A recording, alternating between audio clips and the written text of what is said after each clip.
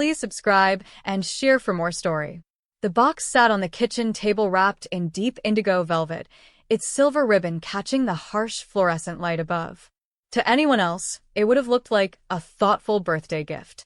To 72-year-old Margaret Holloway, it would soon become proof that love could turn lethal.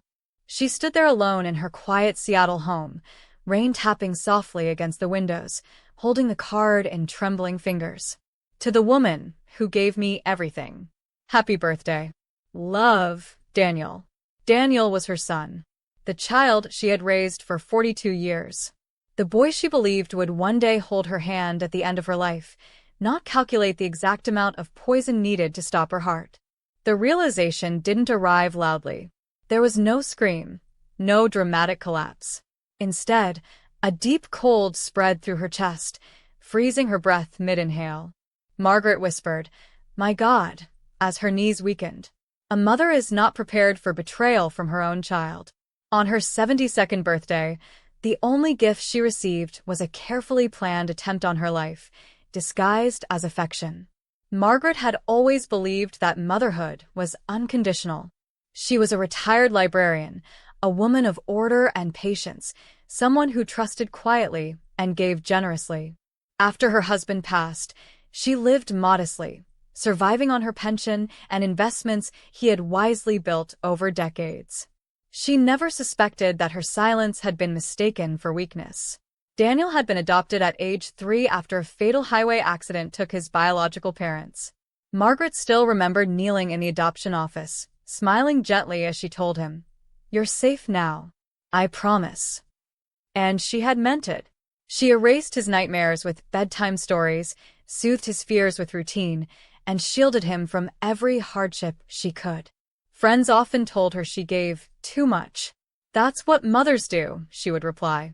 But standing in her kitchen decades later, Margaret finally understood the truth. Love without boundaries can rot into entitlement. And entitlement, when fed long enough, can become something monstrous.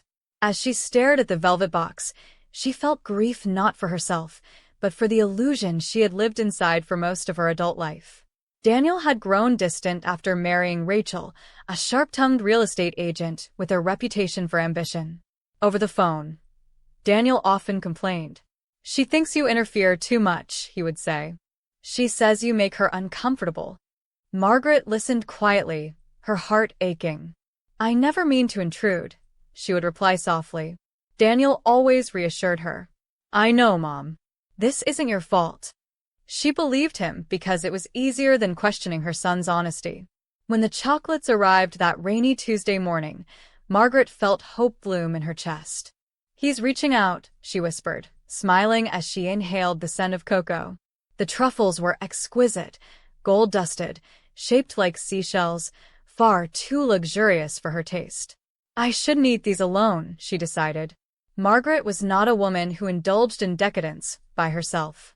She closed the box carefully, grabbed her raincoat, and drove toward Daniel's house in Bellevue, unaware that this simple act of generosity would spare her life and nearly cost her grandchildren theirs. Rachel opened the door with a tired expression, dish towel in hand. "Margaret? We weren't expecting you," she said, scanning her face cautiously. "Is everything okay?" Her tone wasn't cruel, just worn thin by stress. Margaret lifted the box with a gentle smile. "Daniel sent these for my birthday, but they're too rich for me. I thought the twins might enjoy them." For just a moment, Rachel frowned. "Daniel sent these to you?" she asked slowly. "Yes," Margaret replied. "Isn't it thoughtful?"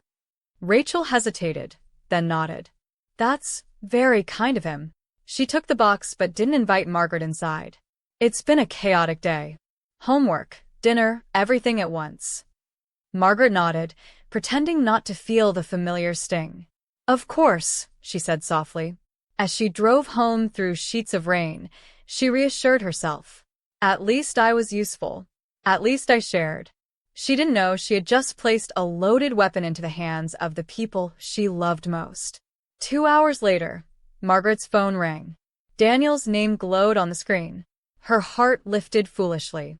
"Happy birthday, Mom," she imagined. Instead, his voice came sharp and tight. "Did you get the chocolates?" he asked. Yes. Margaret laughed lightly. They were beautiful. Did you eat one? His urgency startled her. No, she replied. I took them to Rachel and the kids. You know how Ethan loves chocolate. Silence swallowed the line. Then Daniel screamed. You what? His voice cracked with panic. Are you insane? Tell me they haven't eaten them yet. Margaret dropped the phone in shock. Daniel, what's wrong? She cried. He was breathing hard, muttering curses, asking if she was sure she hadn't eaten even a crumb. Before she could answer, the call ended. Margaret stood frozen in her hallway, dial tone buzzing in her ear. A deep dread twisted her stomach. Something ancient inside her whispered that the world had just changed. 30 minutes later, the phone rang again. This time it was Rachel, sobbing uncontrollably. Margaret, you need to come to Seattle Children's Hospital right now, she cried. The twins collapsed. They're seizing. The doctors think it's poisoning. Margaret's vision blurred. Poisoning, she repeated. They ate the chocolates, Rachel wailed. The drive was chaos, red lights, rain, shaking hands gripping the steering wheel. In the hospital waiting room, Rachel sat hunched over, her face gray.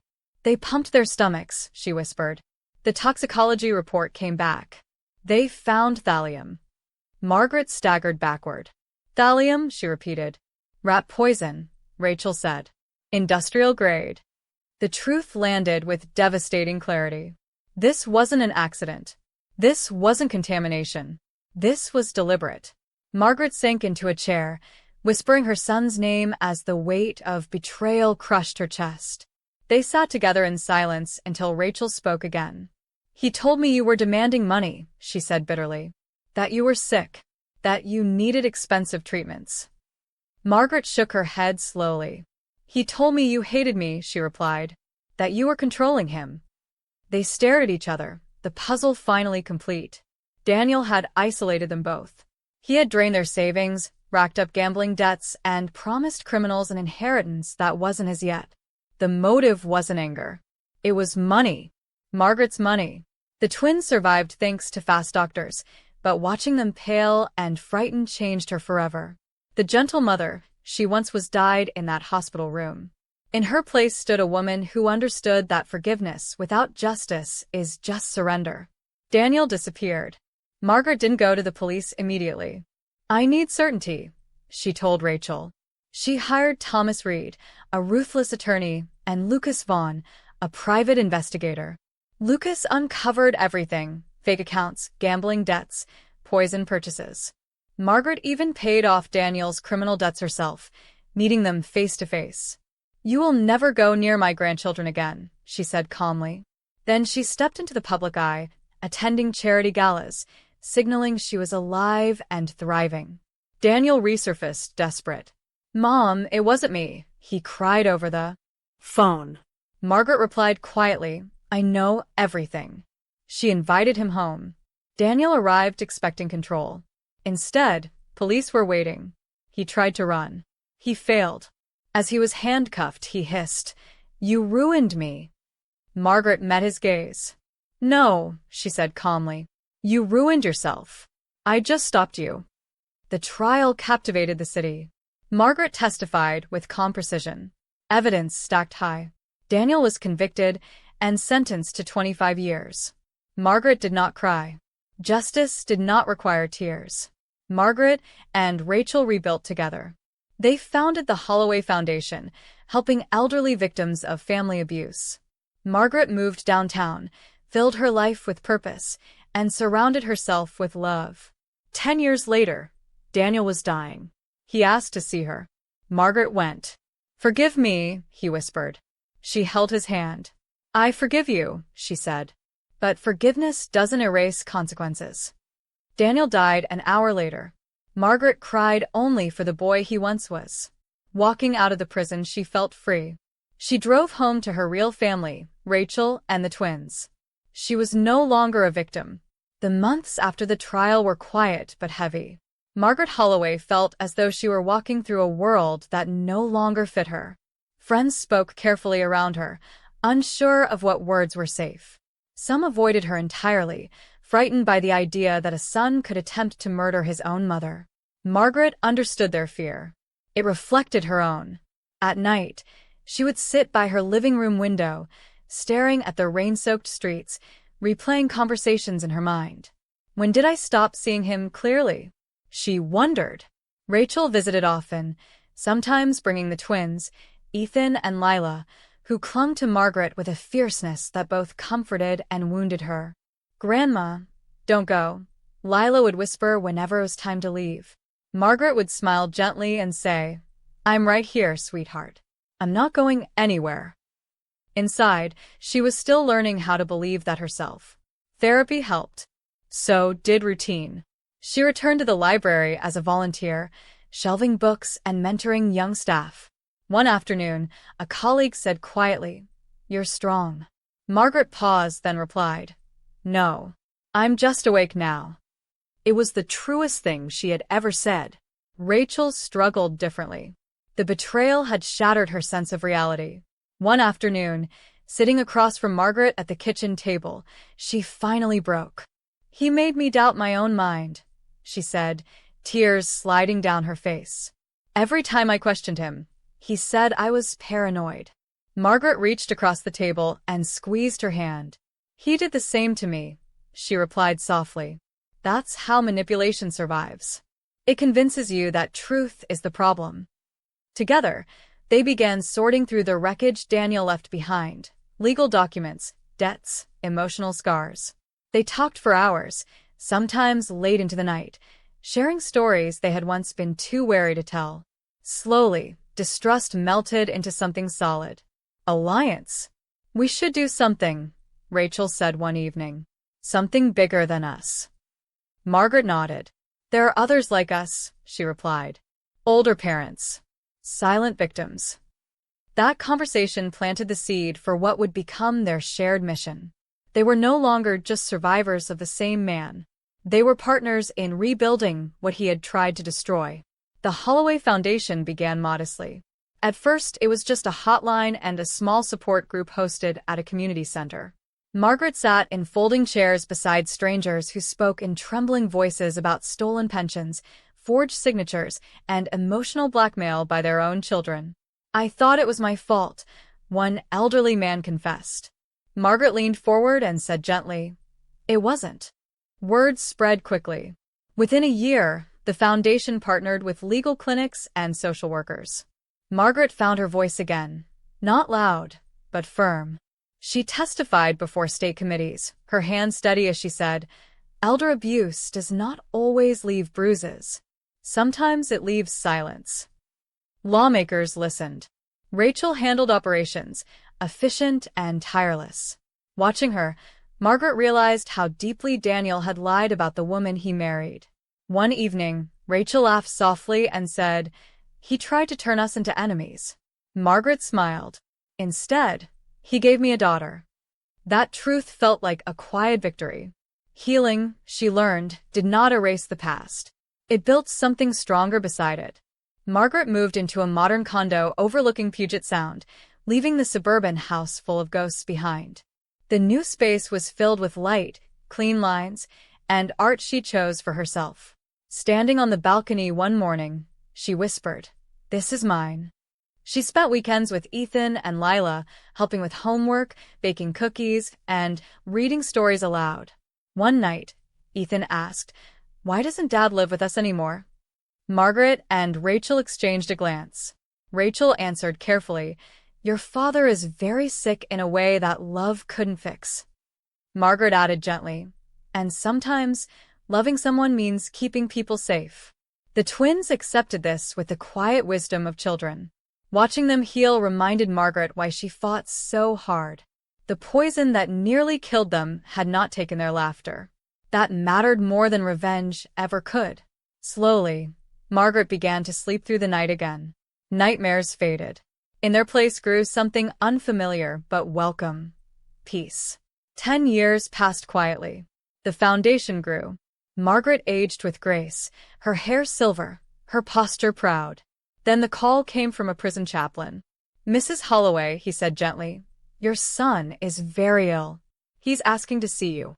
Rachel immediately said, "You don't have to go." Friends agreed.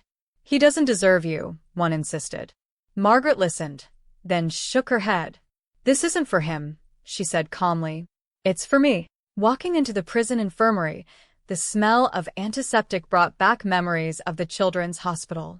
Daniel lay restrained to the bed, his body thin, eyes yellowed. He looked at her and whispered, "Mom, I'm sorry." Margaret pulled up a chair and took his hand. "I know," she replied softly, "but sorry doesn't change what happened." Tears rolled down his cheeks. "Please forgive me," he begged. Margaret's voice was steady. "I forgive you for being broken," she said. "But forgiveness doesn't rewrite history." He closed his eyes, breathing shallow. "Thank you for coming," he murmured. "I didn't want to die alone." Margaret stayed until the end. Daniel died an hour later. Margaret did not cry for the man in the bed. She cried for the frightened little boy she once carried home in a rain-soaked coat. Walking out of the prison into crisp spring air, she felt lighter than she had in decades. The chapter was closed. Back home, Rachel hugged her tightly. "Are you okay?" she asked. Margaret nodded. "I am now."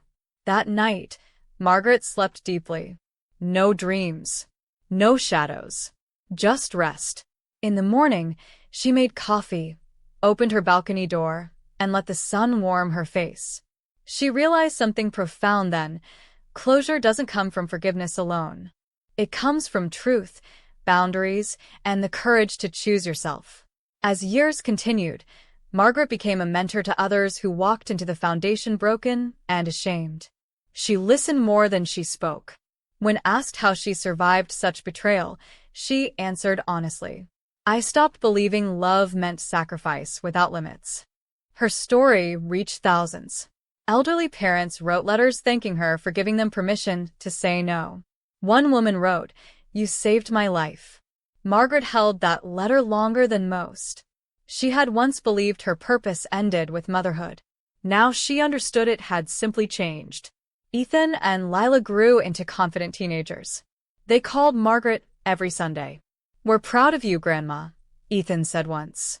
Margaret laughed softly. "I'm proud of you too." Watching them thrive reassured her that cycles can be broken. Pain does not have to be inherited. Margaret never forgot what she lost, but she no longer lived inside it. She honored the past without allowing it to define her. Strength, she learned, was not loud revenge. It was quiet persistence. One evening, standing before a crowd at a foundation fundraiser, Margaret said calmly, "Unconditional love without boundaries is not love. It is surrender." The room fell silent. Then applause rose like a wave.